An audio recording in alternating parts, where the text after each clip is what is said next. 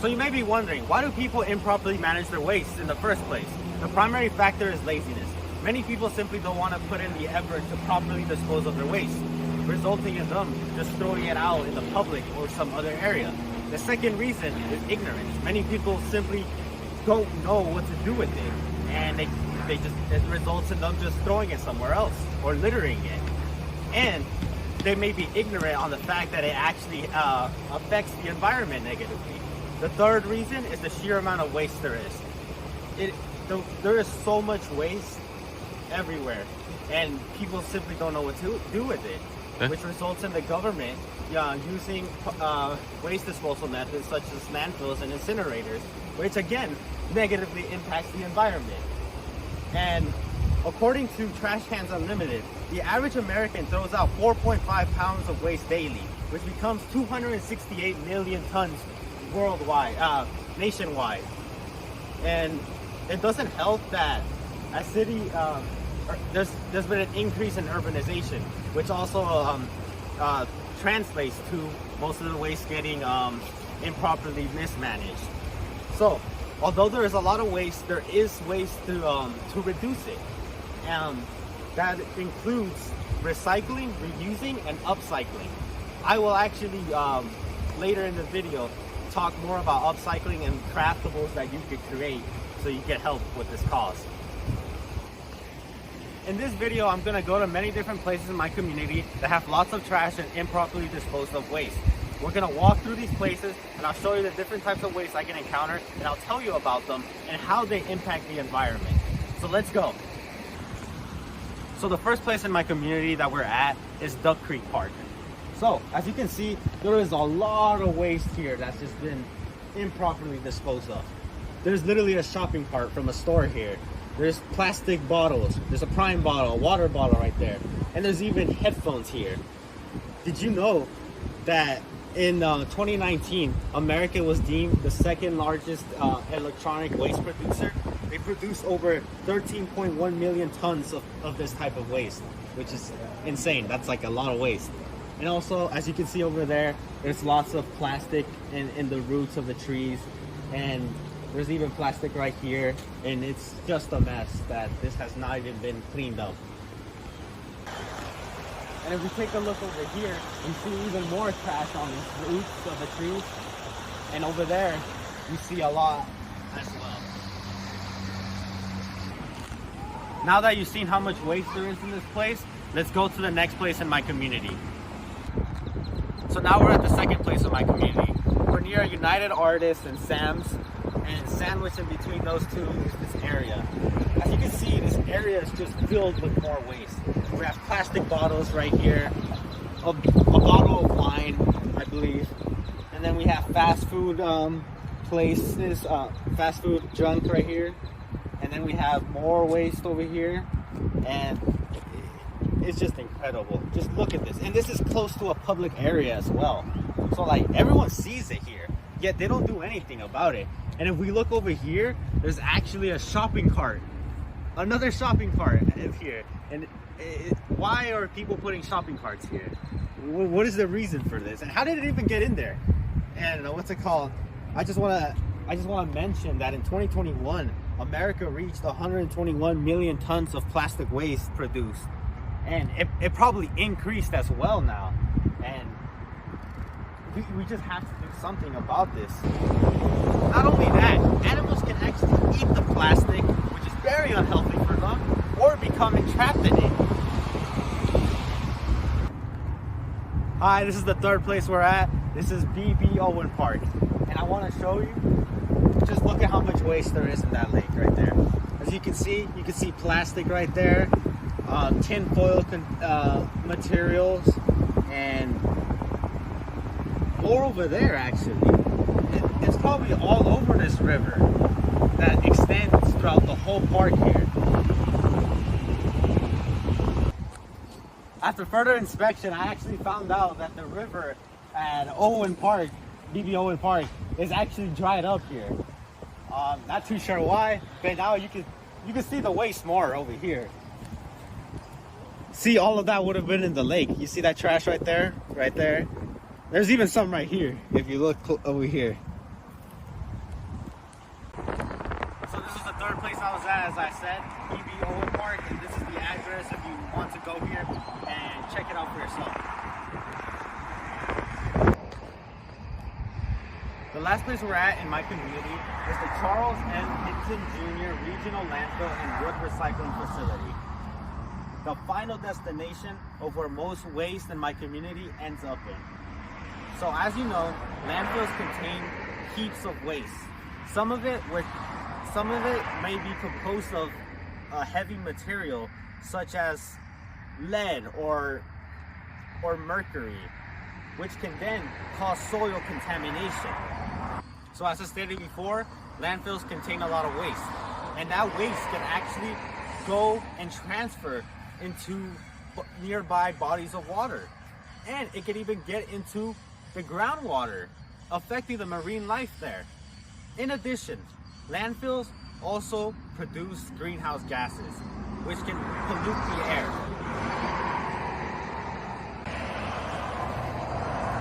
Not only that, but landfill fires may happen as well. According to the article, Landfill Fires Increase, Know the Risk, over 8,000 landfill fires occur in the United States annually. This is devastating, as when a landfill fire occurs, it completely burns everything in its surroundings. And also, it releases dangerous pollutants, toxic pollutants into the atmosphere. So this is the address of this location if you want to visit it. And over here is the information of the landfill and its operating times.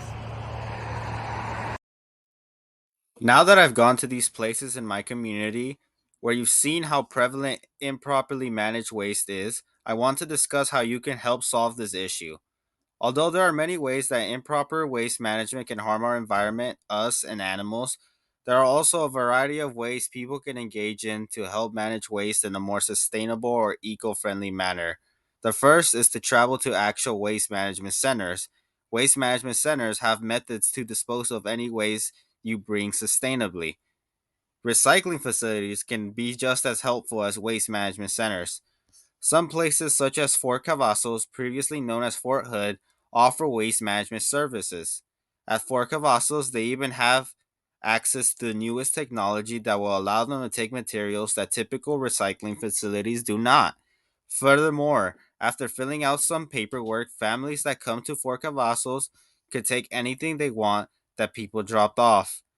These are helpful places that can help people on their journey to sustainable waste management. However, if people do not have enough time to go to these places, are too far away from them, or are simply inconvenient to drive to, they can also engage in sustainable waste management methods right at home. You can engage in recycling, reusing, and upcycling right in the comfort of your own home. Although these three sound similar, they are not quite the same. Recycling is the process of collecting and processing waste into new materials and products. It has substantial positive effects on our environment. According to Gay Bisa and her colleagues' article, Recycling of Plastics as a Strategy to Reduce Life Cycle GHG Emission, Microplastics, and Resource Depletion, recycling about 20 million tons of plastic can save more than 50 million tons of resources worldwide. They also mention how the replacement of carbon intensive virgin polymer production by recycling can reduce GHG emissions down to negative 67 mt CO2e. Now, reusing is the practice of using an item or material over again in its current form. Reusing involves buying used items instead of new ones. According to Tom Zacky's book, Outsmart Waste, The Modern Idea of Garbage and How to Think Our Way Out of It, purchasing used items will save manufacturers time and resources. In addition, it prevents an item from being improperly disposed of. Lastly, there is upcycling. Upcycling is the process of transforming unwanted waste into new materials and products. It can involve turning a coffee cup you no longer want into a little pot for flowers. Later in this video, I will show you different types of crafts you can create from plastic and other waste materials. Although they will probably take time to build, they are fun to make. We're at the final section of this video. In this part, I will show you 2 crafts you can create from waste materials. My first craft is a container that can hold anything you wish, from pencils, candy, art supplies, small electronics, and more. You can put anything inside, as long as it fits, of course. It's supposed to be an orange cat. My second craft is a piggy bank, and the design is of a green caterpillar. To create the first craft I showed you, first get a big container. It could be from a gallon of milk. I believe mine was from a cooking oil container. Then cut it up, make it have cat ears, and paint it orange. Let it dry, draw its cat characteristics, and you have your very own cute little cat container. My mom helped me make this one. She's very good at it.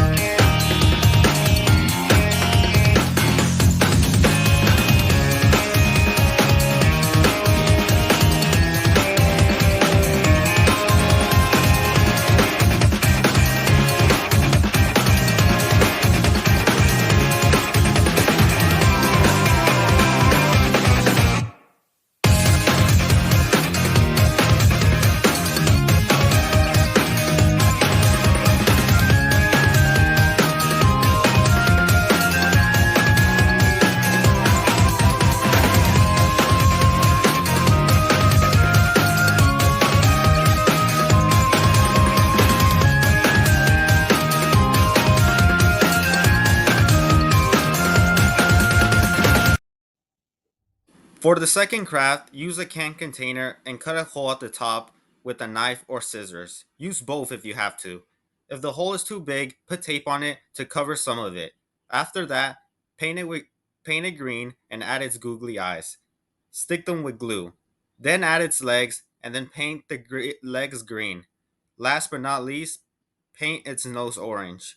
And there you go. You finished.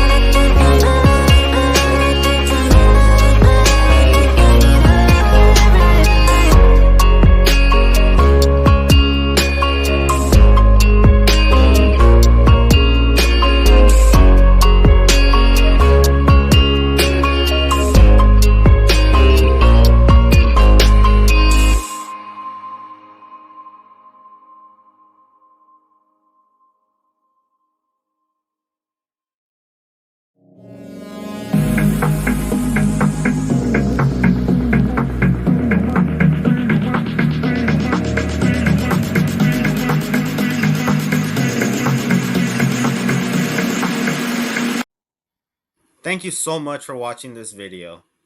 Let's make this world a better place.